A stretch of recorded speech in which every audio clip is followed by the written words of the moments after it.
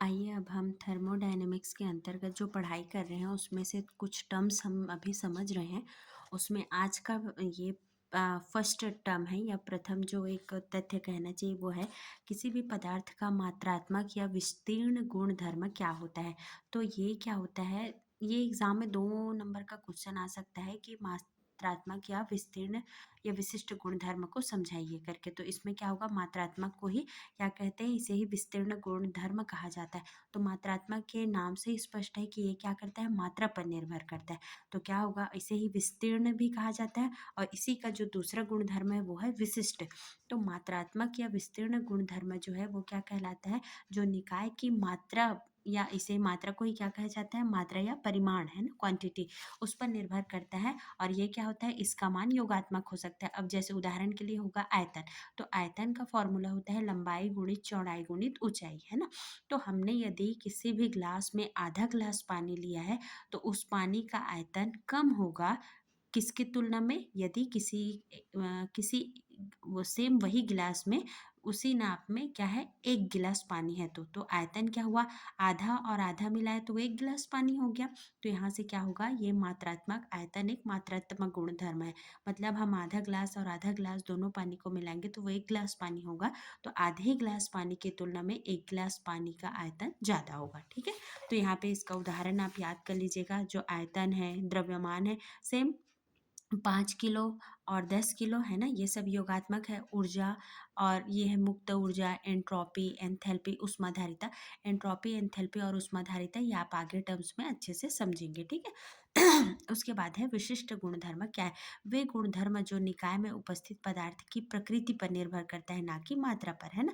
तो यहाँ से क्या होगा, जैसे ताप की बात करूँ, है ना, यदि हम पानी 100 डिग्री पे बॉयल होता है ना, 100 डिग्री सेल्सियस पर पानी उबलता है। तो चाहे हम पानी को एक जग लें या फिर हम एक कप लें, पानी 100 डिग्री में बॉईल होना है, मतलब वो 100 डिग्री में ही उसका क्वथनांक होगा।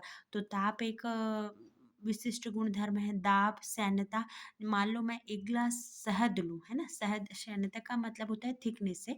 तो चाहे मैं एक गिलास शहद लूँ या आधा चम्मच शहद लूँ, जो उसका गाढ़ापन है या सैन्यता है वो सेम रहता है। तो इसको आप थोड़ा सा याद कर लीजिएगा। और देखते हैं कुछ ऊष्मागतिकी प्रक्रियाएं होती है। जैसे आप आगे जब डेरिवेशन सॉल्व करेंगे तो उसमें ये बहुत यूज होता है, समतापी प्रक्रम, समदाबी प्रक्रम। तो समतापी प्रक्रम क्या है, ऐसा प्रक्रम जिस प्रक्रम के दौरान, पूरे प्रक्रम के दौरान निकाय का ताप समान होगा वो समतापी कहलाता है। तो डी क्या होता है, ये चेंज को शो करता है। तो यहाँ से क्या होगा, D T is equal to 0, मतलब डी मतलब क्या होगा, डेविएशन बोला जाता है इसे। तो जो ताप में परिवर्तन है वो 0 होगा। समदाबी प्रक्रम, पूरे प्रक्रम के दौरान यदि निकाय का दाब समान होगा तो वो क्या कहलाएगा, समदाबी प्रक्रम कहलाएगा। तो डेविएशन इन प्रेशर क्या होगा, चेंज होगा, मतलब दाब में कोई परिवर्तन नहीं होगा तो 0। जहाँ भी समदाबी समतापी आया, मतलब जो भी ताप या दाब को बोला उसमें डी लगा के ये 0 होता है। समतापी में क्या होगा, D T is equal to 0 और समदाबी में क्या होगा, D P is equal to 0। ये आप याद कर लेंगे तो बहुत इंपॉर्टेंट है आपके डेरिवेशन सॉल्व करने में। आगे देखते हैं। सॉरी। अब है समायतनी प्रक्रम। ऐसा प्रक्रम जिसमें जिस पूरे प्रक्रम के संपन्न होने के दौरान निकाय का आयतन समान होता है, ये क्या कहलाता है, समायतनी। तो आयतन को हम किससे डिनोट करते हैं, v से। v means volume. तो deviation in volume is equal to 0 होगा। तो ये क्या होगा, समायतनी प्रक्रम में आयतन हमेशा स्थिर होता है। किसी भी उष्मागतिक प्रक्रम में जहाँ भी डेविएशन इन वॉल्यूम हमेशा 0 हुआ, मतलब वो समायतनी प्रक्रम कहलाएगा। रुद्धोष्म प्रक्रम क्या होता है, इसे एडियाबेटिक प्रोसेस कहा जाता है। ऐसा प्रक्रम जिसके दौरान निकाय क्या करता है, अपने ऊर्जा का विनिमय नहीं करता, तो इसे रुद्धोष्म प्रक्रम कहते हैं। तो D की इज इक्वल टू 0। इसका सबसे बेस्ट एग्जांपल है जब हम थर्मस में क्या करते हैं, गर्म पानी रख लिए, है ना। तो क्या हुआ, उसे हमने जिस टेम्परेचर में रखा वो गर्म ही पानी रहता है, ना उससे ज़्यादा गर्म होता है ना वो ठंडा होता है। तो क्या होगा, D Q is equal to 0 होगा। चक्रीय प्रक्रम हम हमेशा से देखते आ रहे हैं कि यदि कोई प्रक्रम ऐसा होता है जिसमें निकाय विभिन्न पदों से होते हुए अपने प्रारंभिक अवस्था में आ जाता है तो वो क्या कहलाता है, चक्रीय प्रक्रम कहलाता है। तो चक्रीय प्रक्रम में आप हमेशा याद रखिएगा, deviation in volume and enthalpy is always zero, मतलब dv is equal to zero and del H is equal to zero. उत्क्रमणी प्रक्रम और अनुत्क्रमणी प्रक्रम, उत्क्रमणी प्रक्रम क्या है, जिसमें हम प्रारंभिक पद से लेकर के पुनः अंतिम पद में आ जाते हैं, है ना, अंतिम पद और प्रारंभिक पद, तो ये क्या कहलाता है, उत्क्रमणी। अनुत्क्रमणी प्रक्रम क्या हुआ, एक बार जो अभिक्रिया हुई उसे हम वापस क्या होते हैं, वापस प्रारंभिक पद में नहीं आ पाते, तो ये अनुत्क्रमणी प्रक्रम कहलाता है।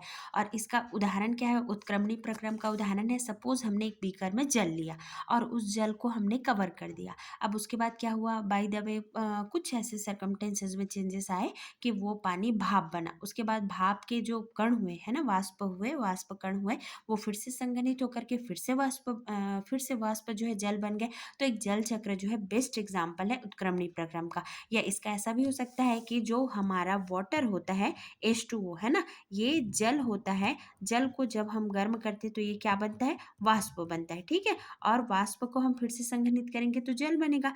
परंतु यदि हम बर्फ लेते हैं, है ना, तो बर्फ को गर्म करेंगे तो जल बनेगा, और जल को फिर से ठंडा करेंगे तो ये क्या बनता है, बर्फ बनता है। तो ये जो है उत्क्रमणी प्रक्रम का उदाहरण है। यदि हम जल लिए, जल को हम ठंडा करने पर बर्फ बनता है, और बर्फ जल को वो करने पर वाष्प भी बनता है। तो ये जो है एक उत्क्रमणी प्रक्रम का बेस्ट एग्जाम्पल है।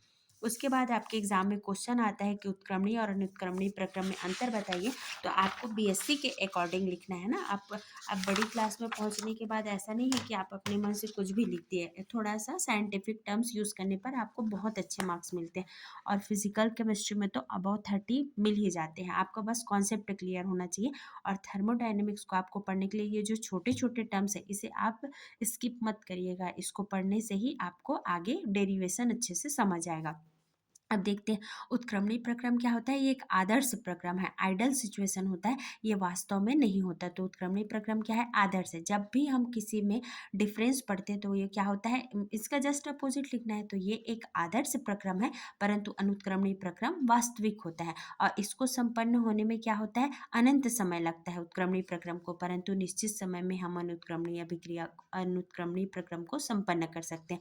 और ये क्या होता है, ये आइडल प्रोसेस है, आदर्श है, तो इसे हम वास्तविक रूप से संपन्न नहीं कर सकते, परंतु हम अनुत्क्रमणीय प्रक्रम को वास्तविक रूप से संपन्न कर सकते हैं। इसमें जो प्रेरक बल होता है, इसे मोटिव फोर्स कहा जाता है। प्रेरक बल विरोधी बल के थोड़ा सा सूक्ष्म अधिक होता है, परंतु इसमें क्या होता है, प्रेरक बल विरोधी बल से बहुत अधिक होता है।